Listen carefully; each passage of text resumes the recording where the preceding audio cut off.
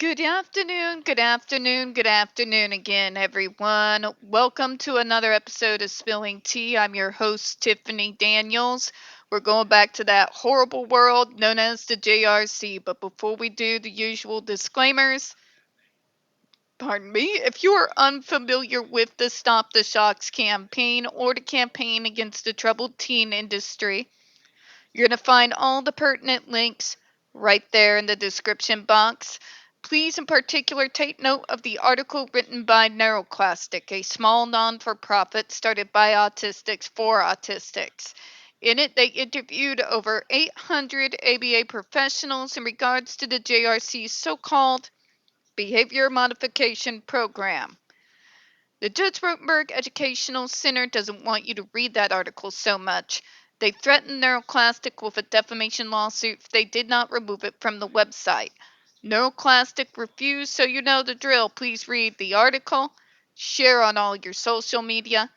Also included is NeuroClastic's public statement regards to the defamation lawsuit threat, as well as a link to their GoFundMe. We are crowdfunding just in case the JRC ever actually does see through with their threat. Trigger warning 1. When we discuss places like the Judge Rotenberg Educational Center or Agape Boarding School for Boys, you're going to hear vivid descriptions of and catch clips of surveillance footage of people with mental health issues and disabled people being tortured and abused. If you got young children present, please make sure to use your headphones. Trigger warning 2. This channel is marked not for kids for a reason. We use profanity on occasion and speak on dark subjects. If your child is 16 and younger and they are watching this, very obviously parental supervision is very much advised. So, where we left off. Finally, we now recognize that individuals with NDDS, intellectual disabilities, and other developmental disabilities can have comorbid psychiatric conditions that benefit from treatment. Now, if anyone wants to know what NDDS is, it used to have a much longer name. It is pervasive developmental disorder, so PDD, not otherwise specified. I like to call it the kitchen sink diagnosis because we don't exactly know what's going on with you, but we're pretty sure you're neurodivergent in some capacity, but we can't nail it down. Those are fun. I'm not as familiar or as well versed in that as I am with other neurodivergent treatments and treatment programs. I may have to dig into that one day, just out of sheer curiosity. For example, treatment of comorbid depression, anxiety, ADHD, psychosis, or bipolar disorder can improve symptoms such as irritability, psychomotor agitation, impulsivity, and worthlessness, which in turn can attenuate associated SIB and AB symptoms. Like I said in the previous video, my anxiety was due to work, among other things, getting way out of control.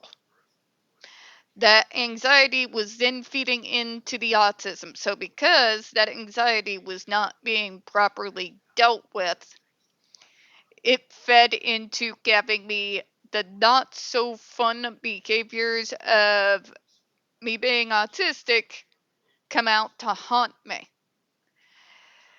And I think if I would have continued on without getting it dealt with, my time at Wayfair would have ended up being way shorter than I would hope. Right? When you have comorbid diagnoses like that, they feed each other. Which is why if you leave one undealt with, when it triggers the other one, you're kind of out up shit creek without a paddle. When you're not getting a proper full functional behavioral assessment done, when you're not being diagnosed properly, when you don't take the steps as they are placed there for a reason, you can run into a lot of that. Now, some of us can mask. I don't like to toot my own horn, but I'm pretty good at masking. And most folks outside of this apartment have no idea just how bad the anxiety is. However, should it have continued on with the anxiety not being addressed, eventually the autism would have overrode everything else. And it would have become extremely noticeable. Right? So me doing what I needed to do, thank you work for giving me that kick in the butt I needed to actually get on this and do something about it. Because now that anxiety, which I'm on the severe part of the scale apparently, is finally properly getting dealt with. I predict, with what I have seen from the medicine so far, it's not an instant fix, it's still there, but from what I've noticed, it can at least keep me calm enough to think rationally, and it's not so overwhelming to where I can't function anymore. And it was going there fast. All right? So always keep in mind, even if it looks like stereotypical autistic behavior, you cannot assume that autism is the cause for everything. All right? Let's continue, shall we? As Dr. McCracken testified at the Massachusetts hearing, psychiatrists now recognize that developmentally disabled individuals are at high risk for a variety of psychological disorders, and it is generally accepted medical practice to treat comorbid disorders in individuals who exhibit challenging behaviors.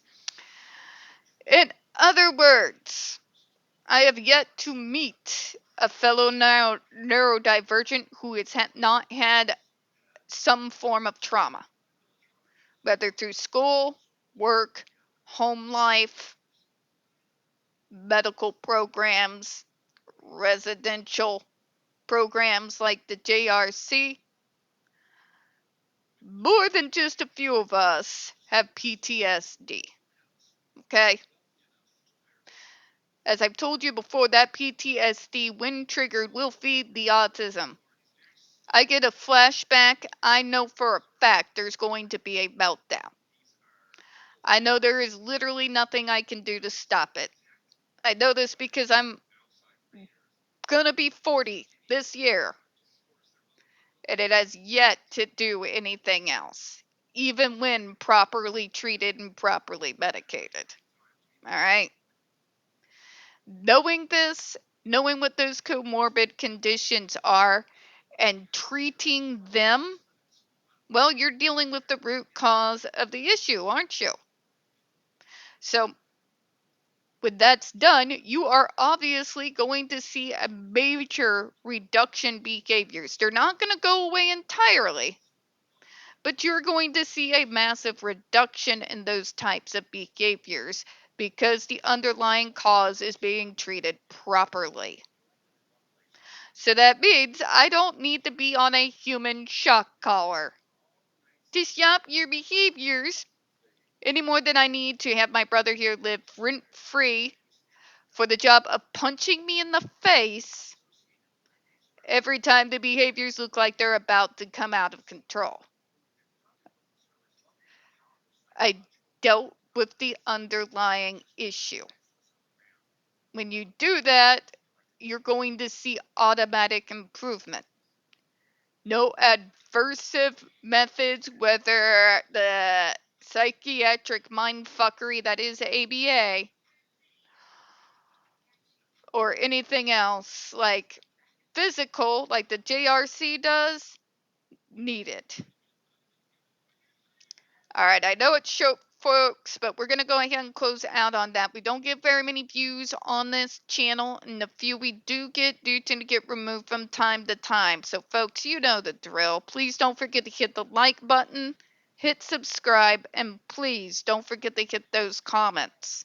I appreciate your time this afternoon. As always, folks, we here at Spilling Tea hope you have a good one. I'll see you all next time. Bye bye, everyone.